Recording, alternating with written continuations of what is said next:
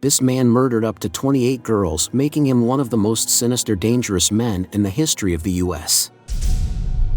How did Gary Ridgway, the notorious serial killer, manage to evade authorities for 12 long years? Let's find out the crazy story of how Gary Ridgway, a notorious serial killer, wanted to kill as many prostitutes as possible. But to those who knew Gary Ridgway, seemed like a normal, ordinary guy, and nothing about him would raise an alarm. Ridgway's life had a normal start.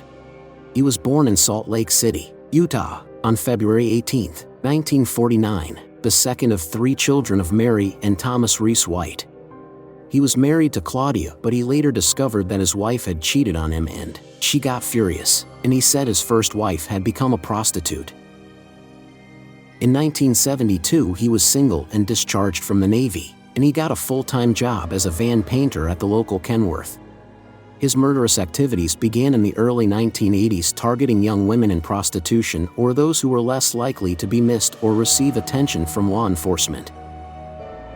July 15, 1982, his first 2 victims were 2 children whose naked bodies were discovered floating under the Peck Bridge.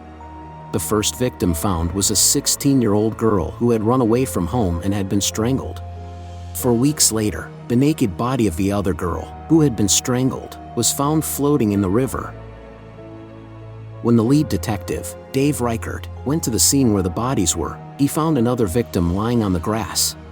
At that time, Reichert didn't know that the evidence at these scenes would help capture the Green River Killer after almost 20 years later.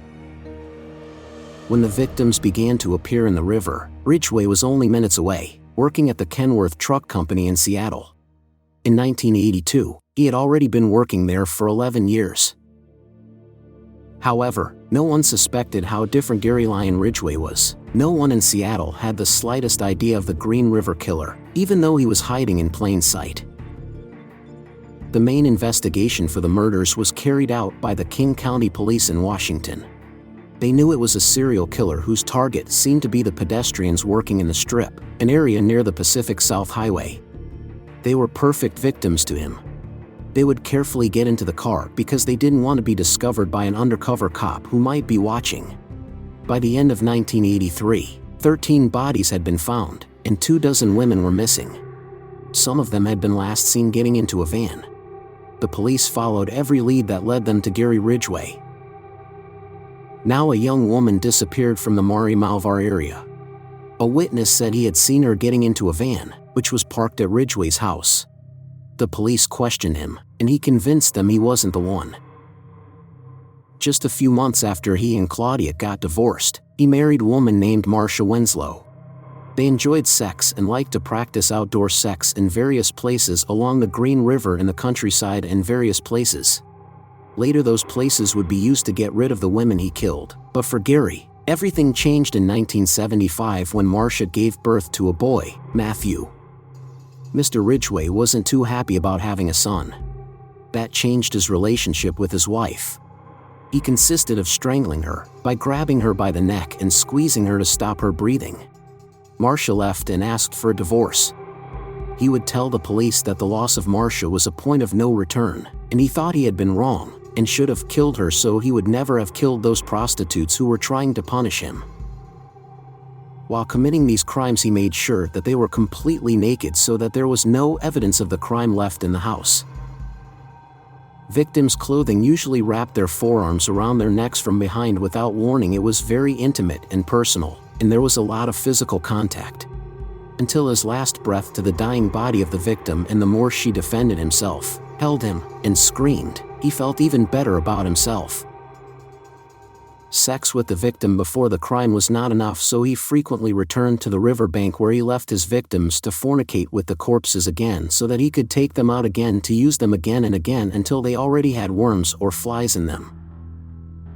Meanwhile, he was the father of an almost 7-year-old boy. Although he was not thrilled with Matthew's birth, over the years they began to spend more time together after the birth. Divorce had more to it. 1 weekend out of 2, he shamelessly took advantage of it to attract his victims and easily convinced anyone to enter the house.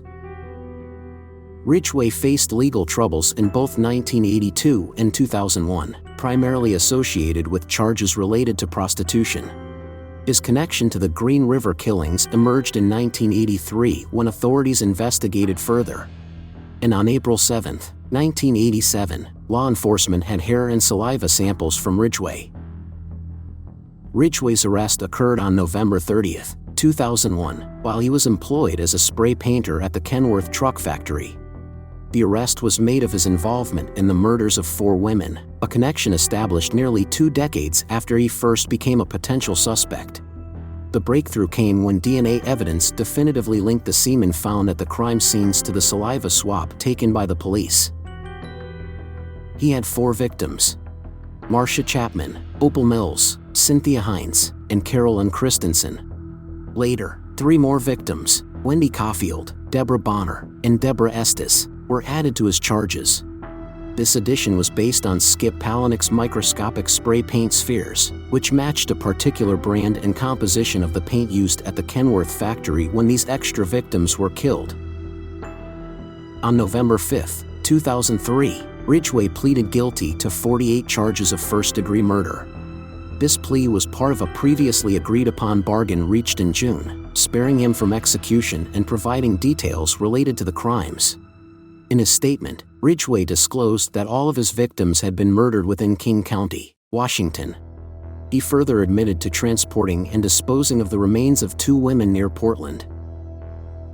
On December 18, 2003, King County Superior Court Judge Richard Jones sentenced Ridgway to 48 life sentences without the possibility of parole, along with an additional consecutive life sentence.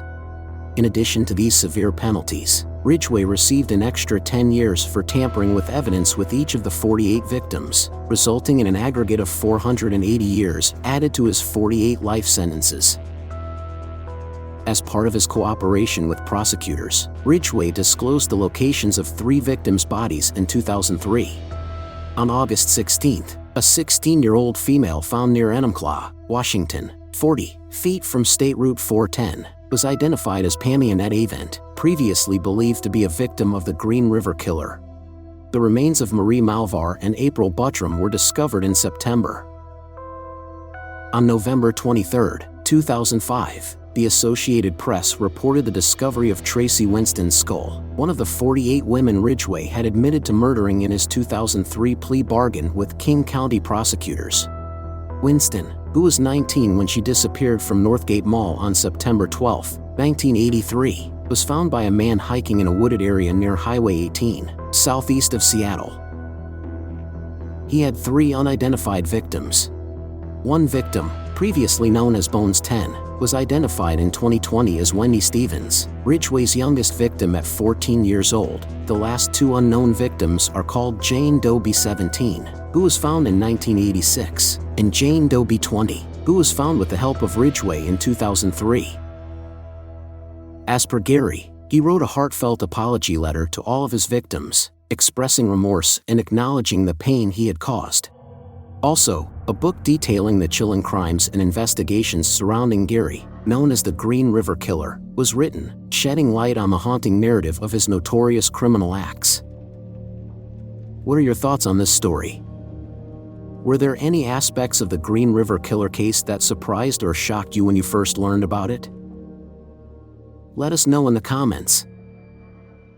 Thank you for listening, and don't forget to follow for more crime stories.